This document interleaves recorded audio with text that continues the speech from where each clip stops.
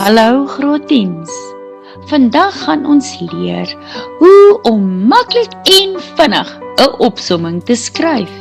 Teen die einde van hierdie les sal jy weet presies hoe om 'n opsommingsvraag in die eksamen aan te pak.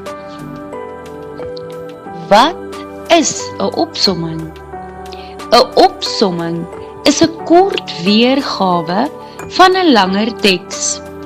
Ons gebruik slegs die belangrikste feite en laat die onnodige besonderhede uit. Die losmetode. Die maklikste manier om 'n opsomming te doen is deur die losmetode te gebruik. Die L staan vir lees. Lees eers die instruksies.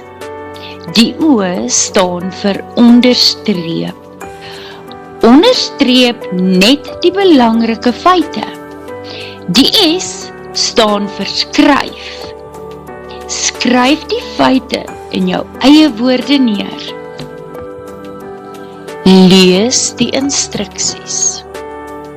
Voordat jy die teks lees, kyk eers wat die vraag vra.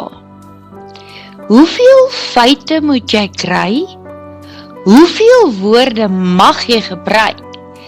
En moet jy in volsinne of paragraafvorm antwoord? Onderstreep die feite. Lees nou die teks aandagtig. Onderstreep net die feite wat die vraag beantwoord. Moenie hele sinne of paragrawe onderstreep nie. Gebruik verbindingswoorde. Gebruik verbindingswoorde soos omdat, want, dus en daarom. Dit help om jou sinne natuurliker te laat vloei.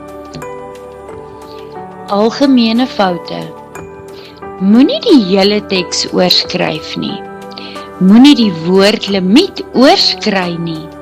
En onthou altyd om in volsinne te skryf.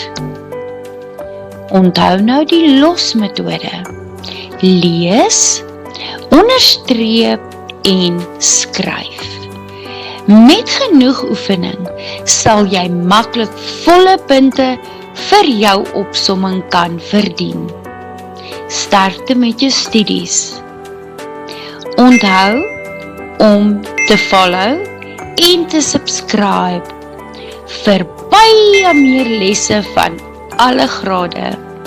Tot ons mekaar weer sien. Bye!